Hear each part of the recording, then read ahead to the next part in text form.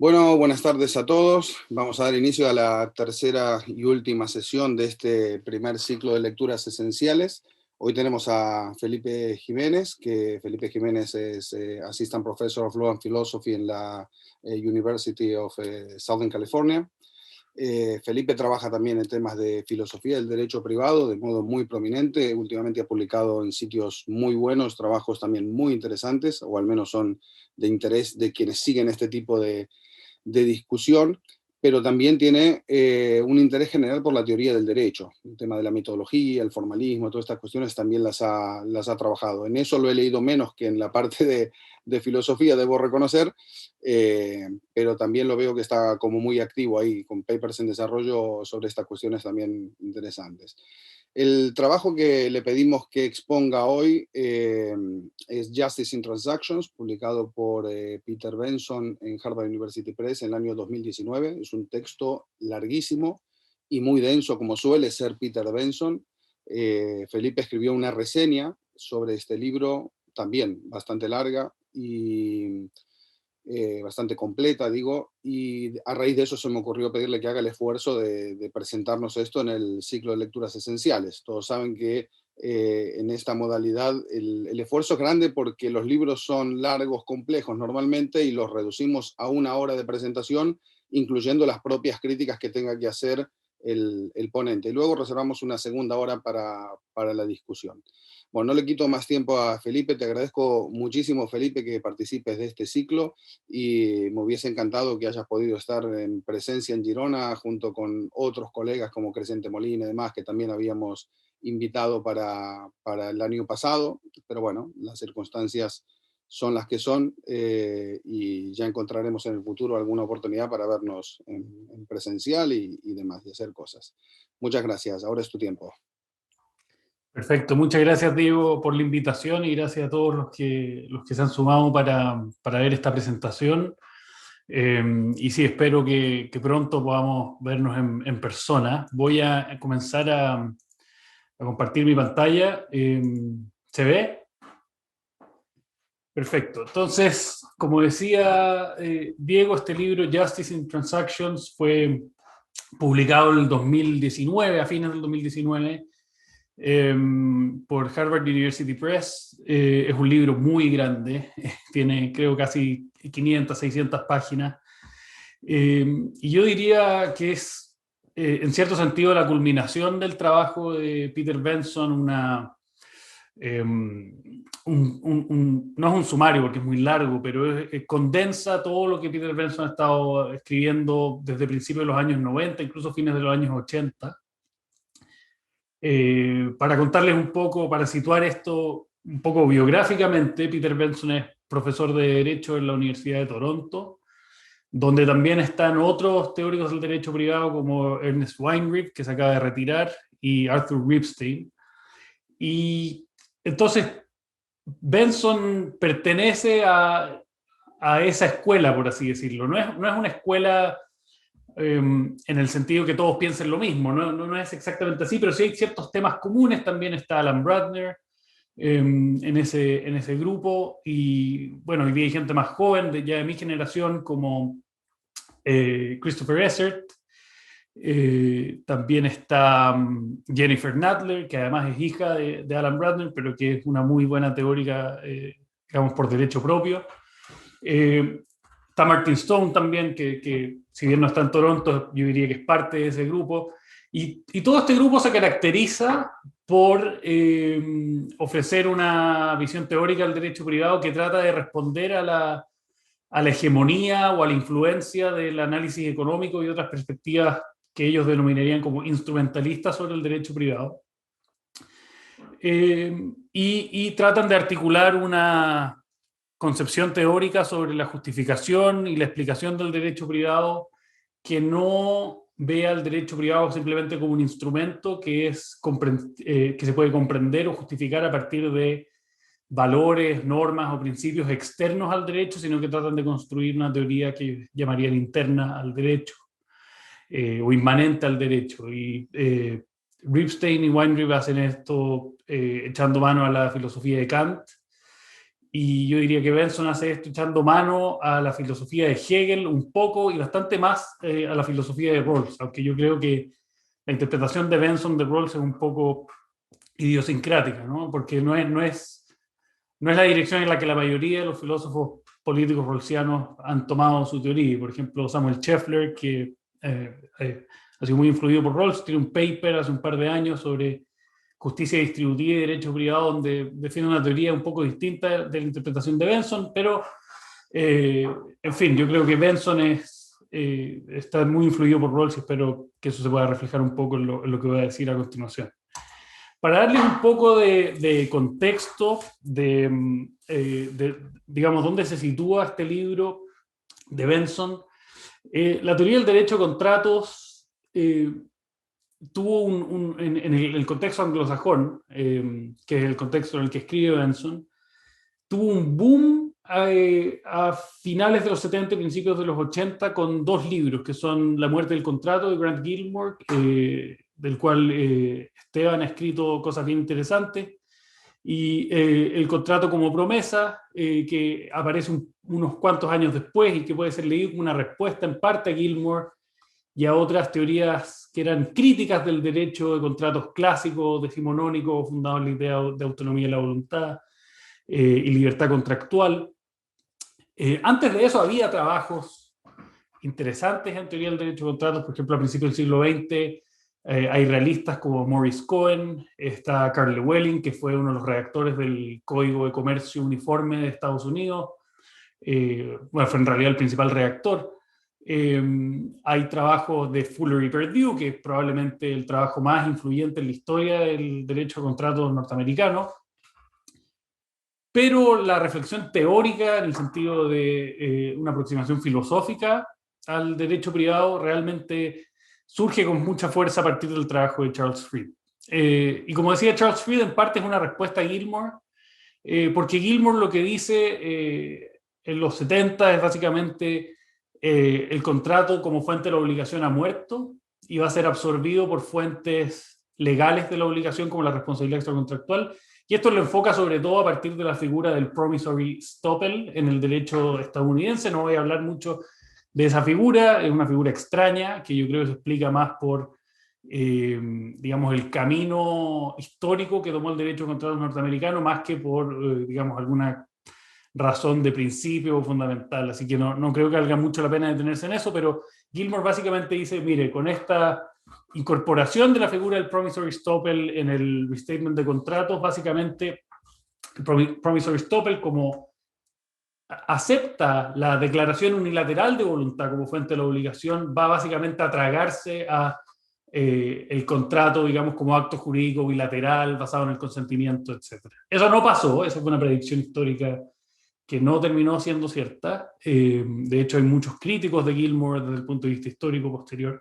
Pero Fried cree que vale la pena responder a esta teoría y ofrecer una reconstrucción del derecho de contratos fundado en estos principios liberales clásicos de autonomía de la voluntad y libertad contractual.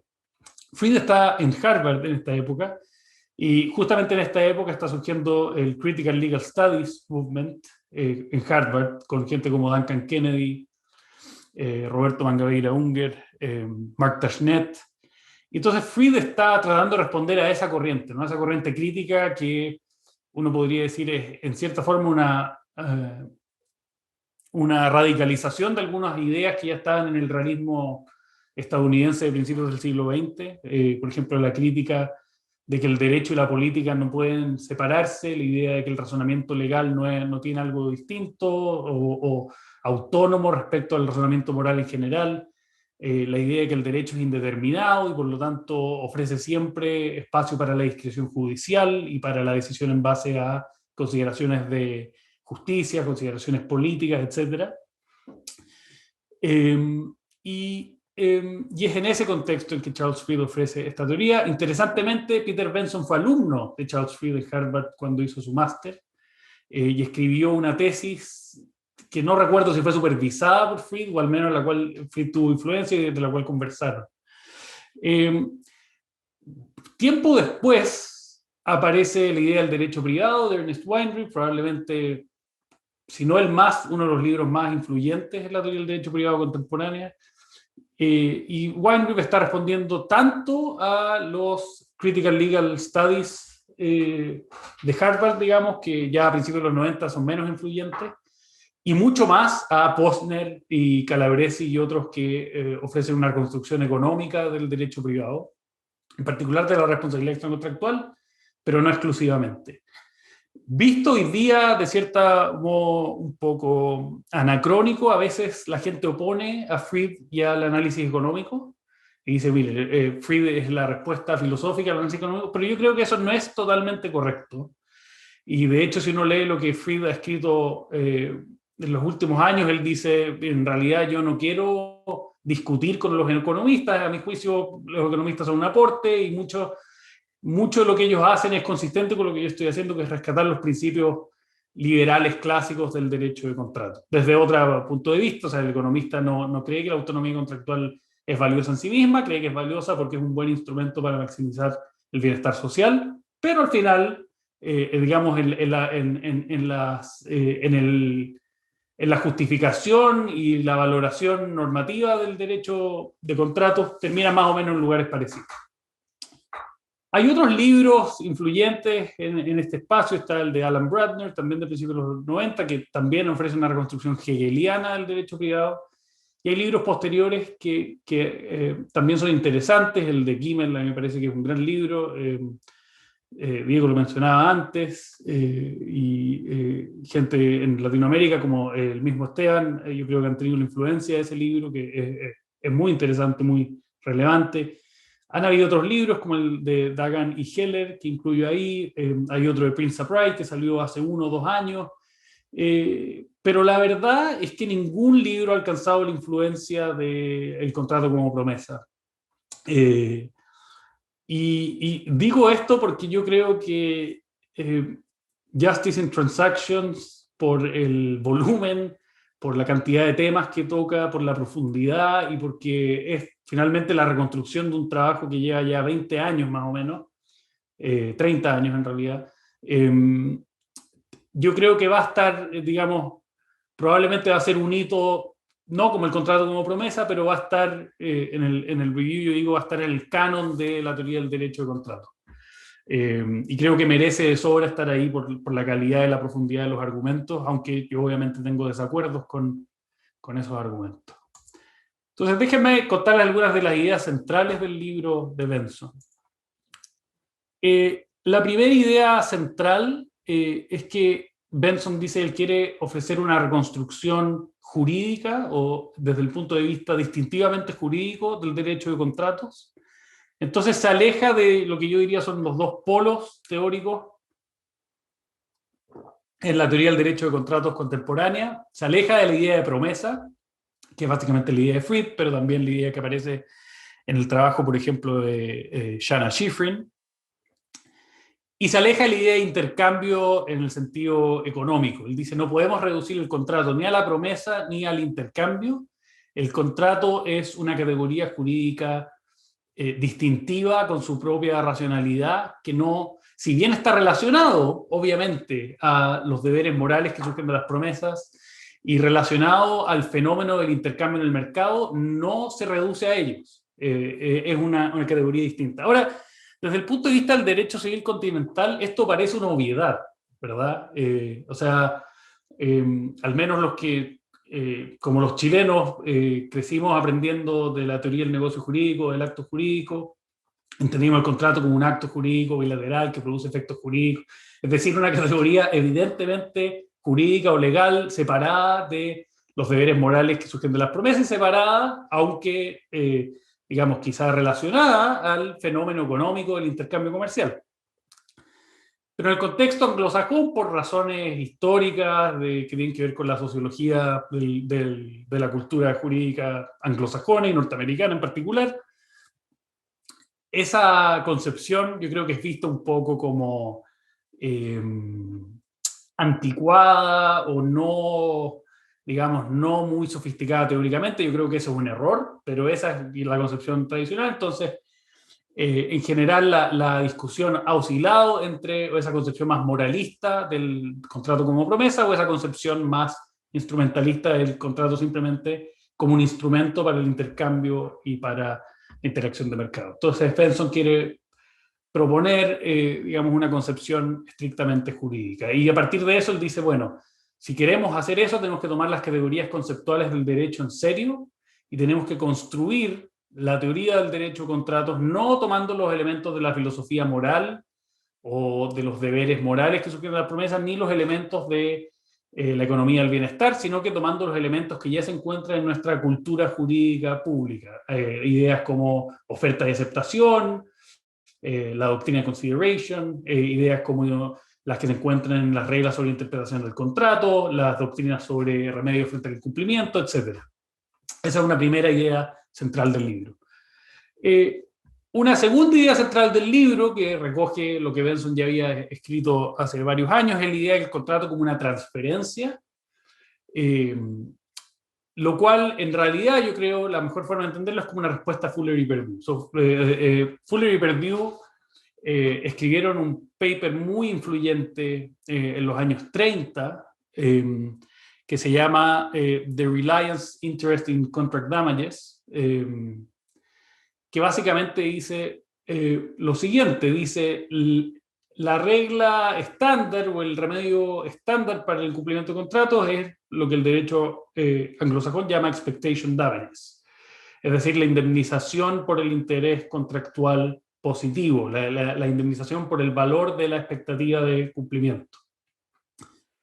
Y ellos dicen, bueno, es difícil entender o justificar este remedio porque en realidad el valor del cumplimiento, el valor monetario, el valor de la expectativa está supeditado a la existencia de la expectativa en primer lugar. Y es decir, si el derecho de contratos diera otro remedio distinto, la expectativa sería distinta. Entonces hay una cierta circularidad en la justificación tradicional de este remedio expectation damages. Y por eso ellos dicen, miren, en realidad cuando nosotros le damos al acreedor el valor de la prestación, no le estamos devolviendo algo que él tenía, le estamos dando algo que él no tenía, una mera expectativa, digamos. Y por lo tanto esto no es parte de la justicia correctiva, es parte de la justicia distributiva.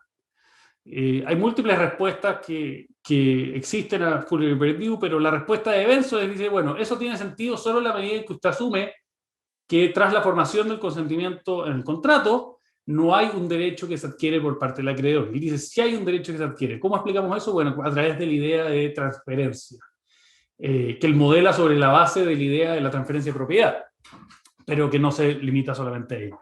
Y voy a decir un poco más de esta idea en un segundo.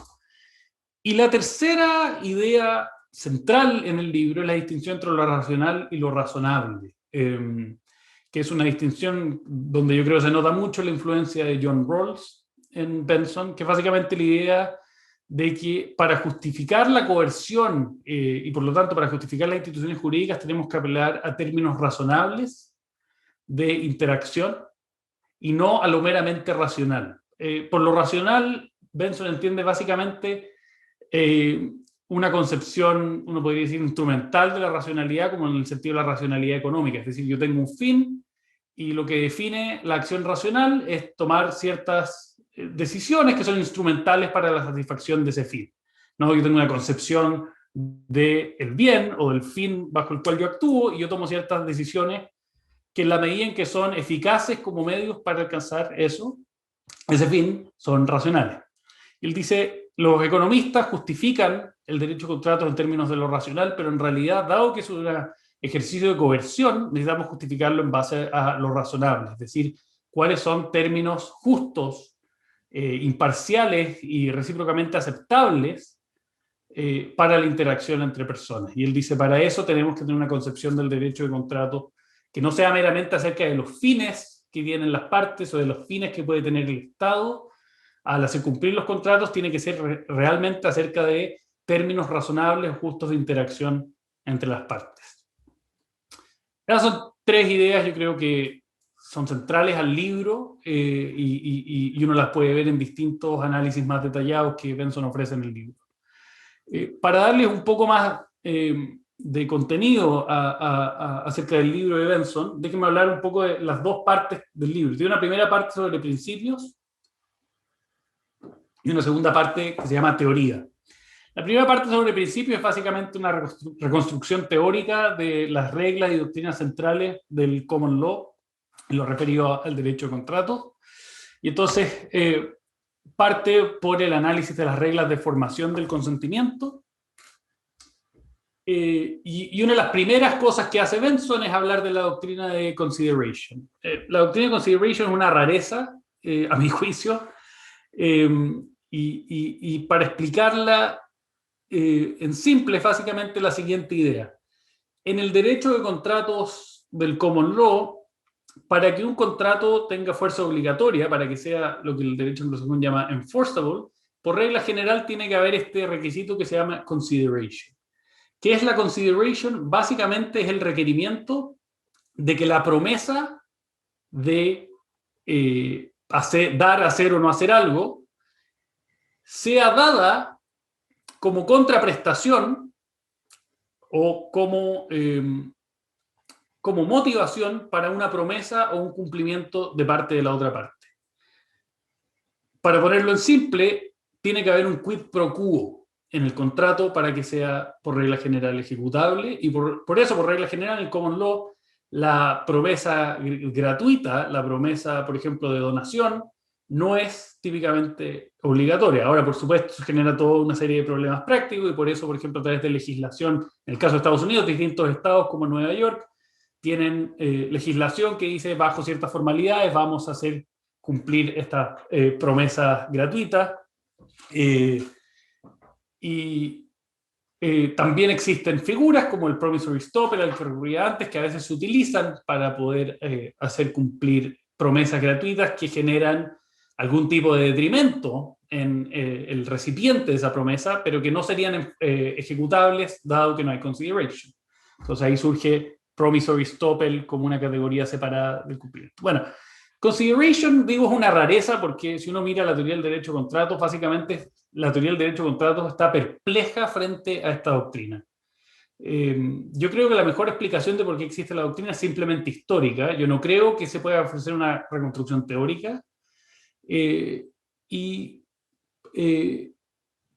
por ejemplo, como Charles Fried, piensa que ni siquiera hay una justificación para esta doctrina. Pero Peter Benson dice no. Si queremos ofrecer una reconstrucción del derecho de contratos que tenemos que tomarnos en serio esta doctrina central que determina, digamos, el deslinde entre una promesa que no va a ser legalmente obligatoria y una que sí lo va a hacer. Y por lo tanto tenemos que ofrecer una articulación de por qué tenemos este requisito. Y para Benson la explicación es que el derecho ve un cierto valor en la relación constituida en base a la consideration, es decir, ve un cierto valor en la relación de intercambio que no ve en la relación supuesta por una promesa gratuita.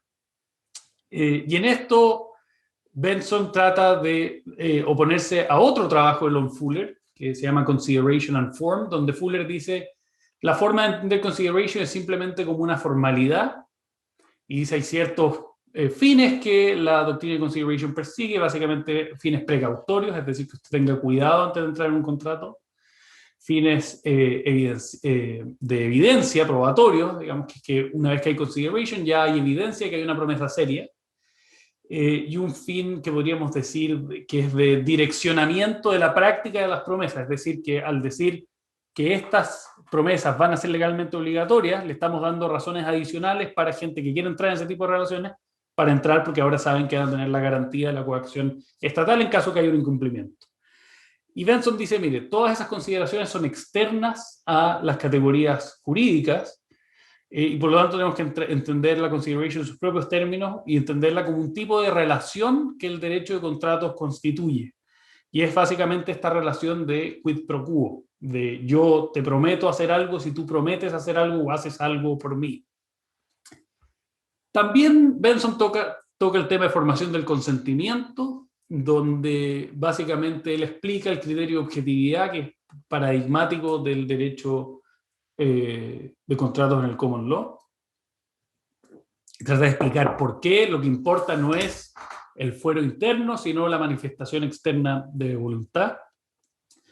Y también explica por qué esa manifestación externa es relevante, no digamos desde el punto de vista universal o de la tercera persona, pero es la manifestación externa tal como fue percibida por los contratantes. Es decir, no es un criterio puramente objetivo, ¿no? Y en esto Benson está básicamente replicando lo que dice, por ejemplo, el Restatement of Contracts norteamericano sobre la formación del consentimiento. Y otro tema relevante que toca Benson acá es el tema de construcción del contrato, o sea, no interpretación de los términos expresos, sino que cómo se construye la regla contractual, por así decirlo, para los casos que no están cubiertos por las estipulaciones explícitas de las partes. Y aquí la perspectiva de análisis tradicional, por ejemplo, el análisis económico del derecho, es la idea de reglas por defecto, es decir, que el sistema jurídico, y en particular los jueces en el common law, generan ciertas reglas que se aplican en caso que las partes no digan nada. Y hay una discusión ahí si esas reglas debieran reflejar las preferencias mayoritarias de los contratantes o si debieran, en vez de eso, generar incentivos para, por ejemplo, la entrega de información o para que las partes con preferencias idiosincráticas revelen esas preferencias a las contrapartes, etc. Y Benson dice de nuevo, esto es un criterio puramente externo, en realidad la idea central del derecho de contratos es que la obligación es autoimpuesta y por lo tanto la construcción del contrato tiene que ser consistente con esa idea. Y por lo tanto Benson dice, en realidad lo que tiene que buscar el juez y la mejor interpretación de lo que hacen los jueces bajo el common law es encontrar estipulaciones implícitas entre las partes, que no vienen de las estipulaciones expresas, pero que pueden ser entendidas como una reconstrucción de términos razonables que las partes habrían aceptado, habrían tomado como obvias en su relación, pese a que no las expresaron así. Esto es una distinción, yo diría, radical con el análisis económico del derecho. En el análisis económico del derecho, la idea es básicamente el contrato es obligacionalmente incompleto y para que sea obligacionalmente completo, para que genere obligaciones jurídicas claras, necesita ser llenado, ¿no? Y bueno, obviamente los economistas van a decir que tiene que ser llenado de una forma que maximice el bienestar de las partes. Benson tiene una idea totalmente distinta de eso, que de nuevo obedece a esta distinción entre lo razonable y lo racional. Eso respecto a la idea de construcción del contrato. Si uno quisiera pensar en un ejemplo paradigmático de esta aproximación a las reglas, digamos, al relleno del contenido del contrato, el ejemplo paradigmático es el juez Cardoso. En particular, dos decisiones que Benson creo que menciona una de ellas, son Jacobs and Young versus Kent, una decisión muy famosa sobre la medida del remedio por incumplimiento, y Wood versus Lucy, también una decisión muy clásica de Cardoso y que les recomiendo revisar simplemente porque está muy bien escrita, una muy buena sentencia, yo diría quizá una de las decisiones más famosas de Cardoso. Después, Benson se mete en el tema de justicia en el intercambio, lo que él llama fairness, y habla acerca de unconscionability, la cláusula penal y los contratos de adhesión. Y en los tres casos, de nuevo, Benson dice hay que reconstruir estas doctrinas de manera que sea consistente con la idea del contrato como una relación autosuficiente entre las partes. Y entonces él dice, unconscionability, por ejemplo, tiene que ver con términos justos de intercambio bilateral, no con un objetivo de alcanzar la justicia distributiva. Es una cuestión puramente bilateral. La cláusula penal es un tema bien discutido en la teoría del derecho de contratos anglosajona, porque la doctrina que gobierna los acuerdos sobre remedios, lo que nosotros llamaríamos cláusulas penales, es la llamada penalty doctrine, que básicamente dice, mientras la cláusula tenga un fin puramente compensatorio, va a ser aceptada por el juez, pero apenas esa cláusula pasa a ser punitiva, pasa a ser una cláusula genuinamente penal, no va a ser respetada por el juez bajo la idea de que en el fondo el fin del remedio por incumplimiento es resarcitorio, no punitivo. Y ahí hay toda una serie de críticas, desde gente libertaria que dice esto es una forma de paternalismo estatal, hasta muchos economistas que dicen, mire, las partes nos están diciendo en cuanto evalúan ellos el incumplimiento, el juez tiene menos información que las partes respecto a sus preferencias, y por lo tanto es difícil justificar esta regla. Y lo que dice Benson es, bueno, en realidad no es difícil justificar esta regla, si es que uno lo que tiene en cuenta es que el fin de los remedios es reflejar el valor de la prestación, tal como fue entendido por las partes. Y en la medida en que ya no hay una correlación entre la cláusula acordada y el valor de esa prestación, el derecho no tiene por qué reconocer eso, porque ya eso va más allá de, el acuerdo entre las partes. Y en los contratos de adhesión, de nuevo, una categoría sospechosa para parte importante de la teoría del derecho de contratos. Para Benson, en realidad, estos no son sospechosos, y lo que uno tiene que entender ahí es que la parte adherente está aceptando el contrato en la medida en que sea razonable, en que los términos sean razonables. Y aquí de nuevo entra el criterio de la razonabilidad, los términos justos de interacción, y de nuevo, Benson dice, no hay un problema acá de justicia distributiva, es un problema de justicia en el intercambio, un problema puramente bilateral. Y en el tema de acciones y remedios, y aquí voy a ser más corto para llegar al final dentro del espacio de tiempo que tengo, básicamente lo que dice Benson es, mire, nosotros tenemos que entender el contrato como una transferencia de un derecho, y por lo tanto, una vez que hay un incumplimiento, eso es un ilícito civil, que reclama una forma de compensación. Y la compensación está determinada por el valor de la prestación. Así es como él entiende las reglas generales sobre remedios, las llamadas doctrinas remediales, es decir, ideas como mitigación, previsibilidad, certeza, etcétera. Todas esas ideas él las conecta al valor de la prestación. Y él justifica los expectation damages, la indemnización por interés contractual positivo, como un reflejo de esa idea. Él dice, no tenemos que entender esto como lo entendía Holmes, por ejemplo, a principios del siglo XX, que decía, dada esta regla de remedios, en realidad el deber de cumplir el contrato es un deber o de cumplir o de pagar perjuicios, si es que uno decide incumplir, ¿no? Que es lo que subyace después a la teoría del incumplimiento eficiente, que dice, en realidad, el remedio por incumplimiento no busca castigar el incumplimiento, no busca reflejar el derecho del acreedor, lo que busca simplemente es dar incentivos óptimos respecto a la decisión de cumplir o de incumplir. Y Benson dice, esa no es la forma correcta de entenderlo, porque aquí hay genuinamente un derecho, y ese derecho reclama una cierta medida resarcitoria cuando es infringido. Y la segunda parte del libro, que Benson denomina teoría, se pregunta, bueno, una vez que hemos reconstruido el derecho de contrato en estos términos, ¿cuál es la justificación de esa idea y cuál es la relación de esa idea con otras partes con otros aspectos de las instituciones sociales? Aquí Benson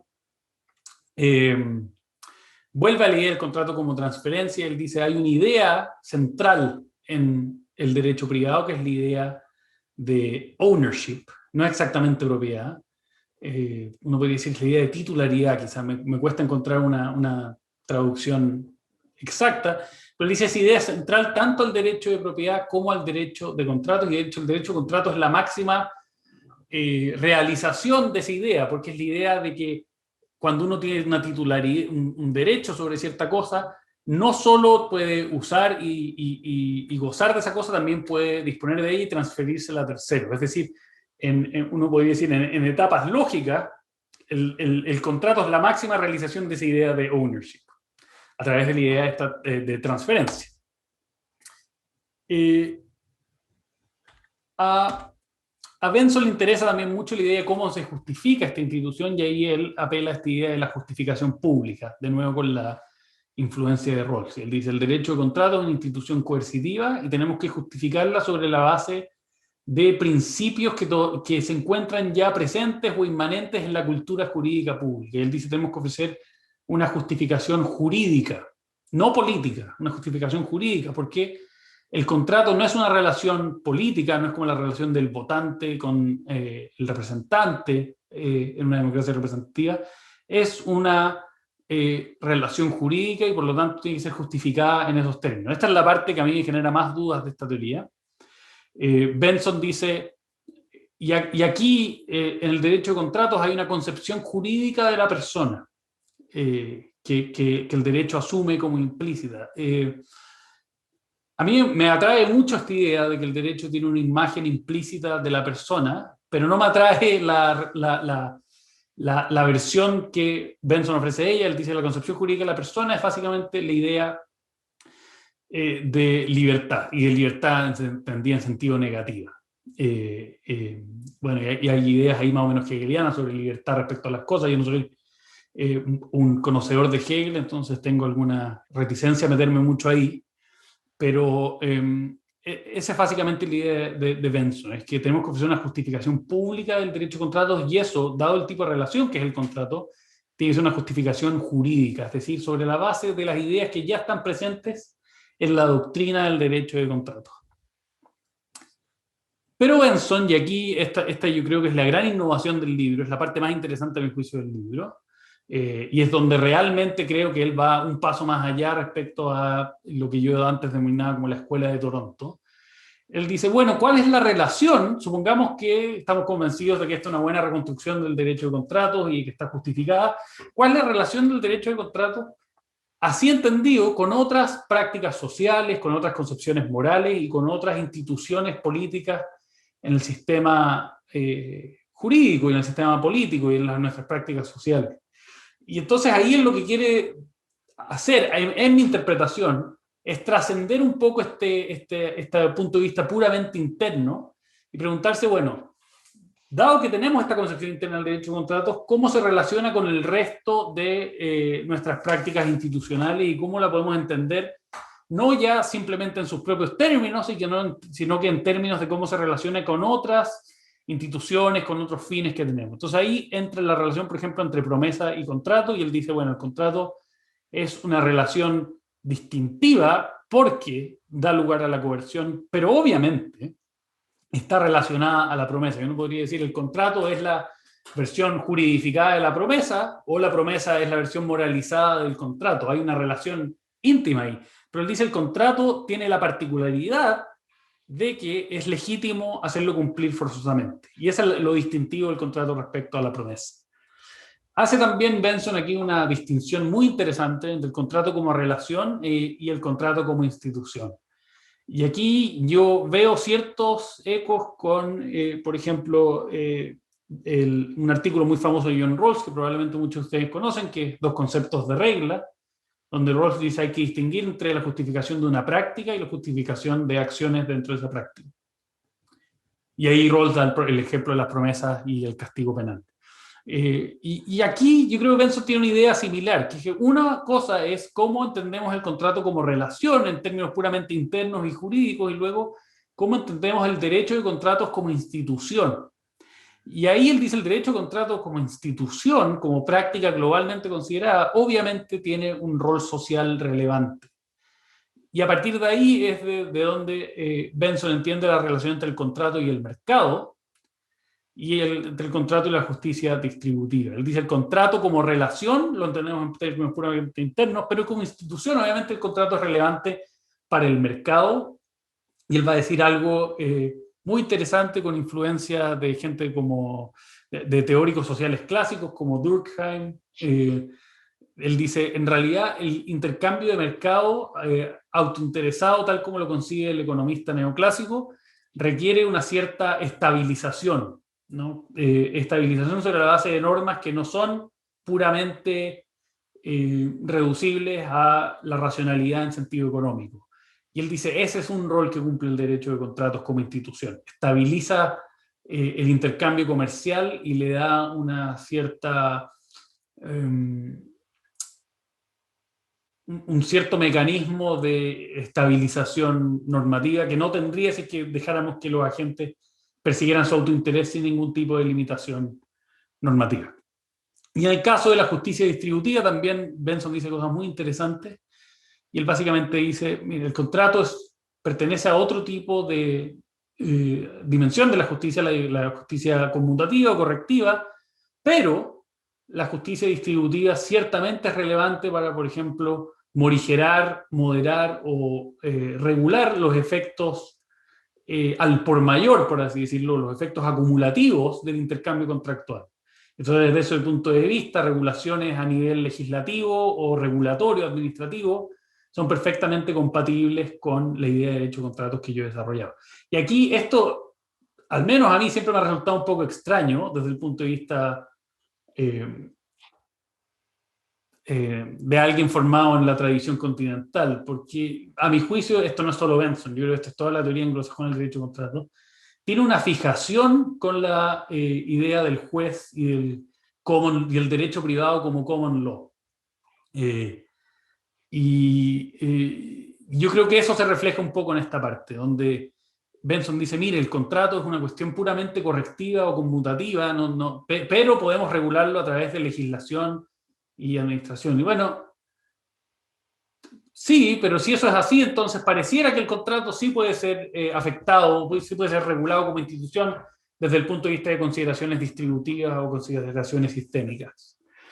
Eso, de nuevo, es un libro muy largo, entonces es muy difícil ofrecer una síntesis, pero yo diría, volvería a esta cuestión de las ideas centrales, ¿no? Uno es una concepción jurídica, estrictamente jurídica. Segundo es la idea de contrato como transferencia. Y tercero es la idea de que la teoría del derecho de contratos tiene que justificar el derecho de contratos como ejercicio coercitivo y que para eso tenemos que apelar a lo razonable, no solamente lo racional como hacen los teóricos económicos del derecho.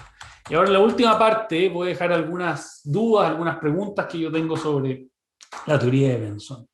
Y esto, si les interesa, lo explico con más profundidad en el review que escribí de Benson, que salió en la revista de Derecho de la Universidad de Toronto. Entonces, la primera duda que yo tengo es ¿hasta qué punto tenemos que tomarnos el derecho en serio? Como yo les explicaba al principio, en el contexto anglosajón, y particularmente en el contexto estadounidense, el análisis económico tiene una hegemonía, un nivel de influencia realmente impresionante.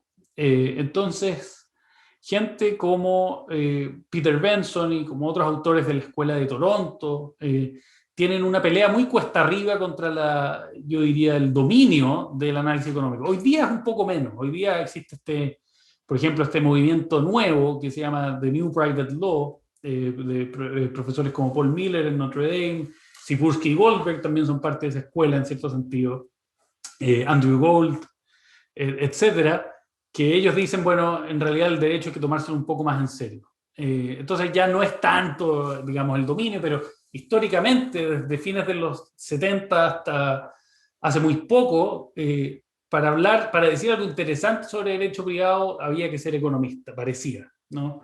Entonces, yo creo que es muy valioso lo que Benson, Weinreib y Ripstein están haciendo de tratar de decir, hay algo relevante en el punto de vista puramente jurídico, que no podemos perder de vista, pero yo creo que se exceden un poco en esa valoración.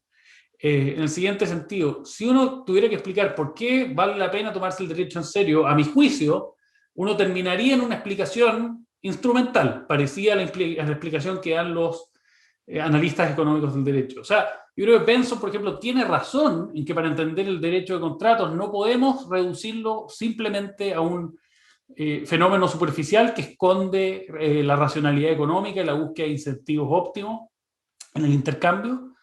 Pero yo creo que si tuviéramos que justificar por qué vale la pena entender el derecho como un sistema de reglas desde un punto de vista interno, en último término la justificación tendría que ser externa, tendría que apelar a valores que van más allá del derecho de contratos. No podría decir, por ejemplo, que el derecho de contratos tiene este rol relevante en hacer posible el intercambio y los beneficios económicos que eso genera. Uno también podría tener una concepción más vinculada a la idea de igualdad social, por ejemplo, en el movimiento abolicionista en Estados Unidos, era muy común la distinción entre el estatus y el contrato, ¿no? Una distinción que se hizo bien famosa por Henry Maine. Y uno podría decir, bueno, quizá el derecho de contratos nos ayuda a alcanzar una forma importante de igualdad relacional, pero esa es una idea que tampoco uno encuentra en la doctrina del derecho privado. Y por eso mismo yo creo que si uno quiere justificar el derecho privado, tiene que ir un poquito más allá, tiene que ir un poco afuera de una concepción puramente jurídica o puramente legal. Yo creo que Benson coquetea un poco con esa idea en la última parte del libro, pero no termina, digamos, de salir de ahí. Y yo creo que en realidad si lo que uno quiere es justificar el derecho privado, uno no puede justificarlo en los términos puramente jurídicos que uno encuentra en las reglas y las doctrinas legales. La razón para eso, a mi juicio, es bien sencilla, es que cuando uno tiene una práctica de derecho de contratos en que hace cumplir contratos coercitivamente, en que usa recursos fiscales para hacer cumplir esos contratos, usa jueces, usa mecanismos coactivos, como por ejemplo la policía para desalojar al arrendatario, etcétera, etcétera, uno tiene que justificar eso en términos que van a ser aceptables y comprensibles no solo para el abogado, no solo para el juez, sino que también para el que se encuentra, digamos, en la situación de ser obligado coercitivamente a entregar sus bienes para que un acreedor se pague, o a pagar impuestos para que otros puedan hacer cumplir sus contratos. Y eso especialmente si uno piensa por lo menos en Chile, por ejemplo, que es el caso que conozco más de cerca. Si uno ve lo que hacen los tribunales civiles en materia contractual, bueno, el 90% de eso es básicamente actuar como el brazo ejecutor del sistema bancario, ¿no? Entonces, si uno piensa en esos términos sobre el derecho de contratos, que creo yo uno tiene que hacerlo, bueno, la pregunta es, para ese deudor que tiene que sufrir las consecuencias coercitivas del derecho de contrato, ¿cuál es la justificación de esta práctica? Y yo creo que la justificación no puede ser, digamos, esta concepción jurídica de la persona que se entiende a partir de las doctrinas, tiene que ser algo externo. Respecto a la relación de contrato y mercado, por eso mismo, yo creo que Benson sobredimensiona la relevancia del derecho de contratos como estabilizador del intercambio comercial. Primero, desde el punto de vista puramente empírico, histórico, sabemos que existen prácticas robustas y exitosas de intercambio comercial sin derecho. Existen dentro de sistemas legales, por ejemplo, Lisa Bernstein ha escrito sobre el mercado de intercambio de diamantes en Nueva York, donde no hay recurso al sistema legal formal. Avner Grafe ha escrito, por ejemplo, sobre los comerciantes magribi. Hay trabajos sobre la lex mercatoria en el contexto europeo, medieval, y muchas otras prácticas que podemos ver donde hay mercado, hay estabilización normativa, porque hay ciertas expectativas que si no se cumplen generan reacciones sociales negativas, digamos, hay obligación en el sentido hartiano, o sea, hay reglas que se considera son normas para la acción y que si no son respetadas generan reacciones negativas, pero eso no requiere del contrato. Entonces yo creo que el contrato cumple un rol bastante más secundario y más humilde en el intercambio comercial, o al menos es posible que así sea. Y lo último es, de nuevo vuelvo a esta idea de justicia distributiva. Yo no veo cuál es la razón de principio para excluir consideraciones de justicia distributiva del diseño de las reglas contractuales. Por supuesto, hay una justificación para que los jueces no persigan fines de justicia distributiva en la adjudicación. Yo creo que eso tiene que ver con consideraciones de competencia judicial, tiene que ver con consideraciones acerca de qué tan efectiva puede ser una medida, digamos, específica y única para un problema de carácter sistemático. También puede ser arbitrario, digamos, elegir a justo un acreedor y justo un deudor de toda la clase de personas afectadas por la injusticia distributiva para acercarse a eso. Pero eso, a mi juicio, tiene que ver con el rol del juez, no tiene que ver con el derecho de contrato. Y de hecho el derecho de contrato, si uno lo mira, en la mayoría de las jurisdicciones occidentales, lamentablemente Estados Unidos es una excepción en este caso, hay muchos límites que se explican por consideración de justicia distributiva, límites a las tasas de interés, la supervisión administrativa de mercados financieros, de mercados de consumo en general, el salario mínimo en la medida en que uno quiere ver el derecho del trabajo como una extensión, una versión del derecho de contrato, etc. Entonces yo creo que aquí de nuevo Benson, como lamentablemente la mayoría de los teóricos del derecho privado en el common law, confunde cuestiones de principios acerca del derecho de contrato con cuestiones acerca de la competencia institucional del juez. Y yo creo que eso obedece a la identificación o a la asunción de que el derecho privado es common law, que obviamente para nosotros no tiene ningún sentido, porque para nosotros no hay common law. Pero creo que todavía eso es una piedra en el zapato de la teoría anglosajona del derecho privado. Y con eso termino y por favor háganme todas las preguntas que quieran. Se me hizo un poco difícil simplificar esto porque es un libro muy denso y muy largo, pero espero que al menos tengan una idea algo más acabada de este libro que, como dije, es muy interesante y creo que va a ser muy influyente. Así que muchas gracias.